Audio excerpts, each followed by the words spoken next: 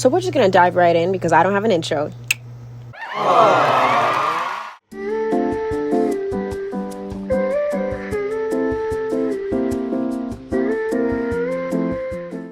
Damon is an avoidant 101. And Elena has some strong, anxious, girly attachment tendencies. Together, these two create the perfect toxic dynamic. But is it all doom and gloom? We're gonna find out. This is a TV show, sure. But in life, art imitates life. And there's a lot of us unhealed girlies out there. And there's plenty of... Did I scare you? And men who find themselves in relationships who closely resemble the toxic dynamic that Elena and Damon had. And this tale of a toxic, far too much older, manipulative vampire who for some very questionable reason decides to date a teenager. You little nasty. Little nasty! Absolutely disgusting, by the way.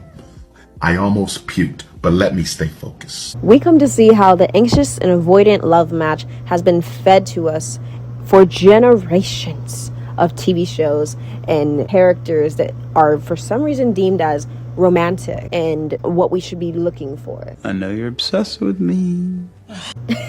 And while this video only focuses on one example, you can apply this to so many of some of our favorite shows out there.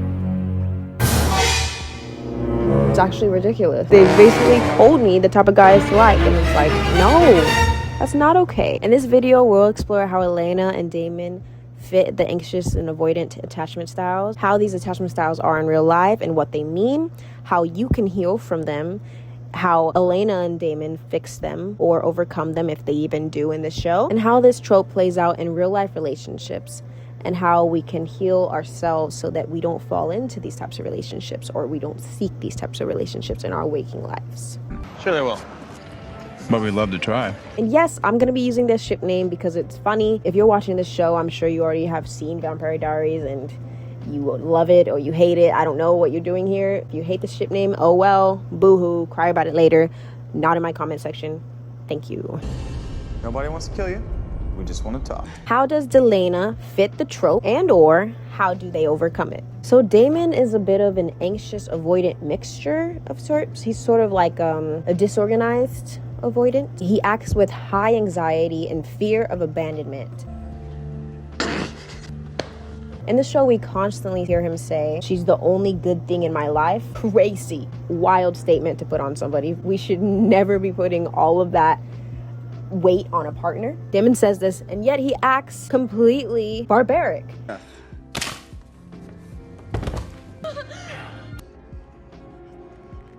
Don't ever do that again.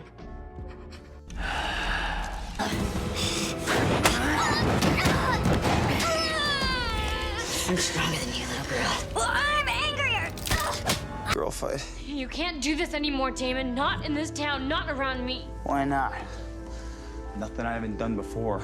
I disappoint you, Elena, but last time I checked, I was still a vampire. Guess I wish that you didn't have to act like one. I am not Stefan. How about you stop trying to turn me into him? You done lost your damn mind. When you get your damn mind, you call me.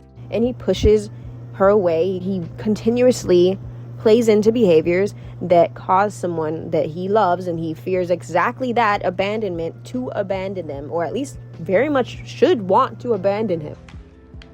And then we have Elena, who falls into the anxious / kind of a trauma bond with Damon. Elena often displays anxious traits, clinging to the hope of changing Damon and justifying his actions every turn.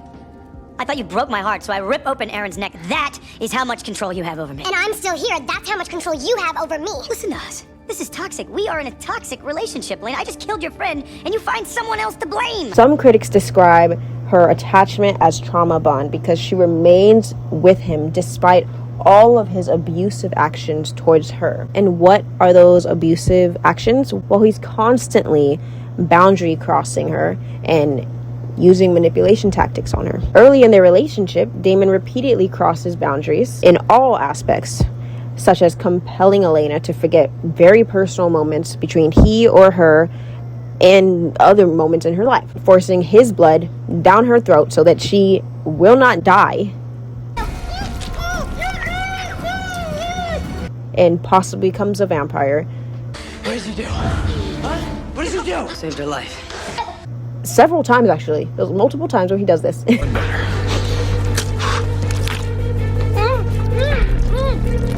Okay, not good, not good.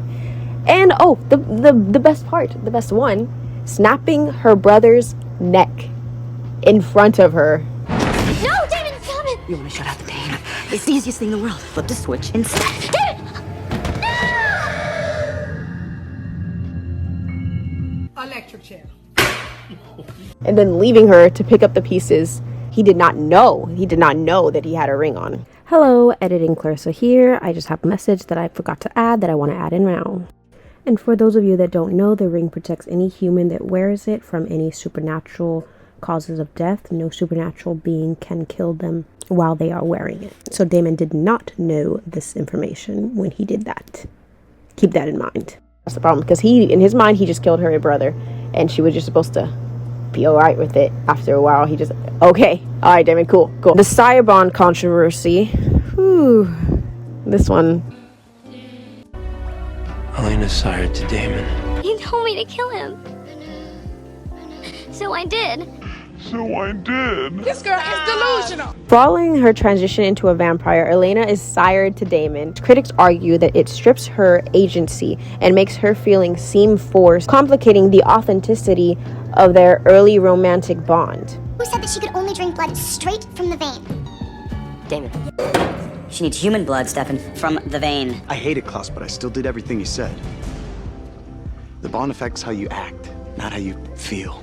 Another one is codependency and compromised morals. Elena is frequently defending Damon's actions, and it forces her to compromise on her own personal morals, on her own beliefs, basically looking like she's a hypocrite or she can't follow her own morals, her own authority. You screwed up, Damon. Again. You put me in a position where I have to defend you again. Oh, honey. Where I have to bend my morals again. Where I have to go against every single thing that I believe in again because I love you. Then stop loving me. Oh, honey. It leads to a dynamic where she is consumed by love for him and honestly losing a bit of herself. They have the whole enemies to lovers intensity, which is why people love it. The enemies to lovers falls into the category of the anxious attachment in the avoidant type of relationships that we all have come to know and hate and dread, because those who have been in one, you know, you don't want to be in one ever again. Those that are in one, I'm so sorry. It's a tough feeling. I can't. No, I'm here. I get you. Those that have never had them, thank God, because you have been blessed.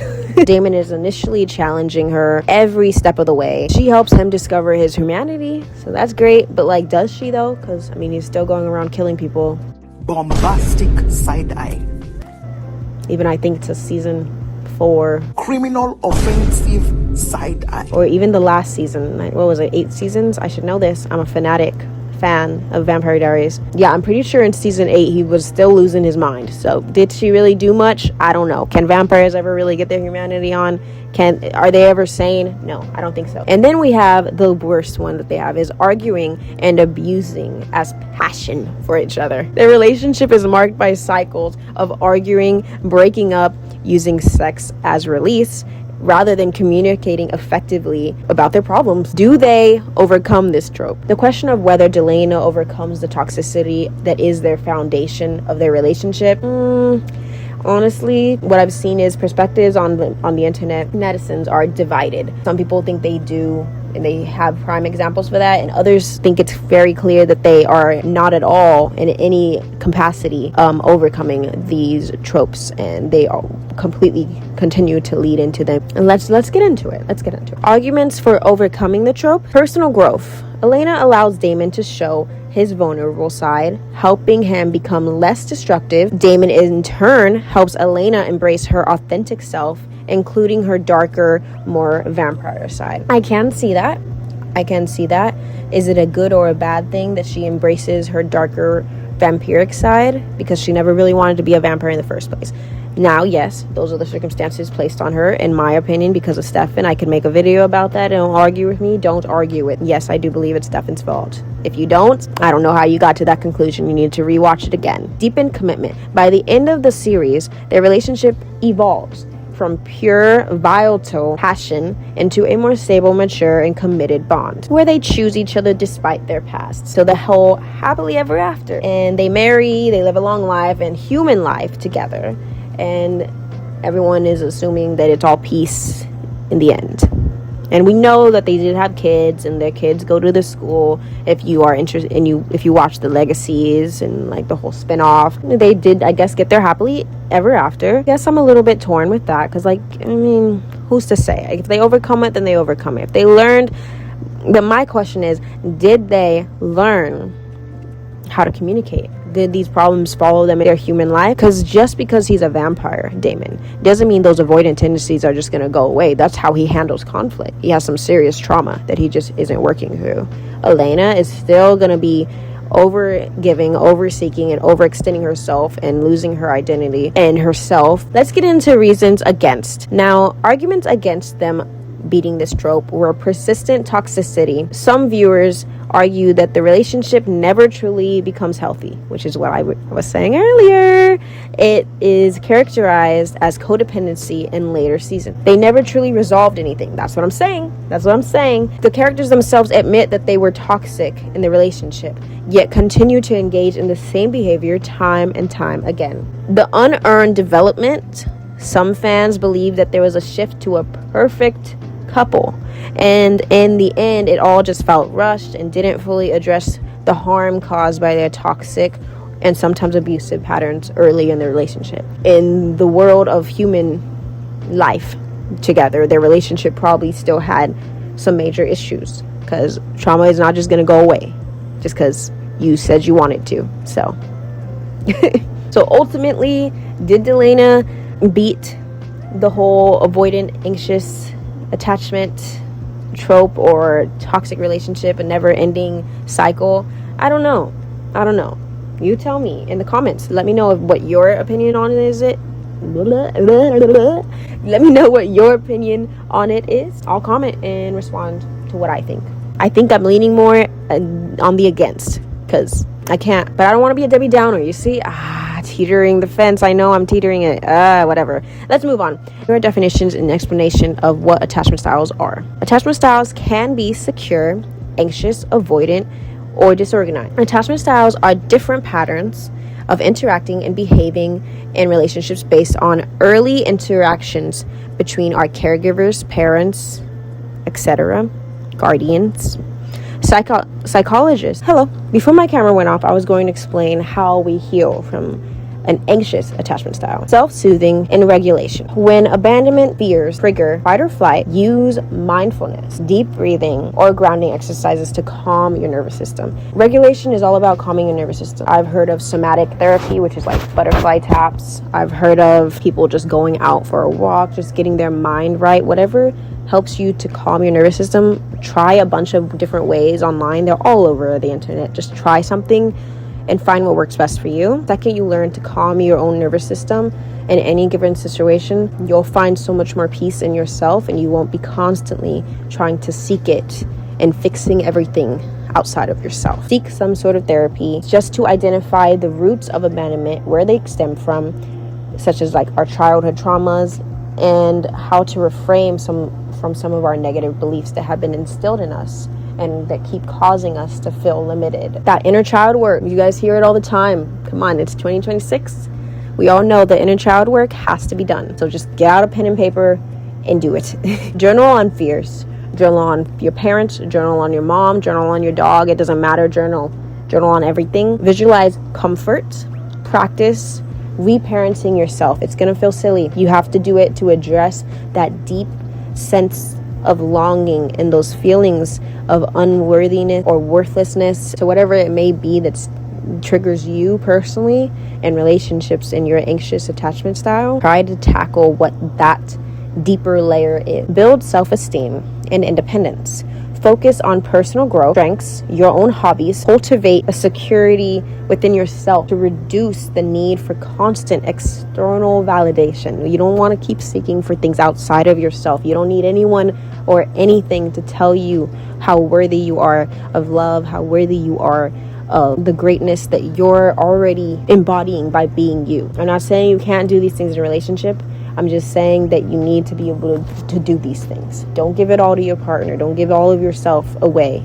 Learn to give yourself you first, the whole fill your cup thing first, then fill other people's cup. And then set healthy boundaries. Learn to say no and communicate your needs directly to prevent self-abandonment and cultivate respectful relationships. Challenge every and all anxious thoughts that come into your mind. Identify cognitive distortions, such as believing a partner is leaving when they just need space. You'll know because it usually comes with fear, and it's that pitter-patter feeling. Your gut to sink, you know it's a fearful thought, you know it's an anxious thought. Meet it with a positive thought. Say you're thinking, my partner is cheating on me. I know a lot of anxious girlies have that one. This is the thought. It's just like that in your head. Count ways in your mind why they are not doing that, or count ways in your mind why that can be refuted. There's so many anxious girlies out there that just have repeated thoughts. Now I'm going into avoidant attachment, disorganized avoidant attachment, specifically because that is what I've noticed Damon has. Seek therapeutic support immediately.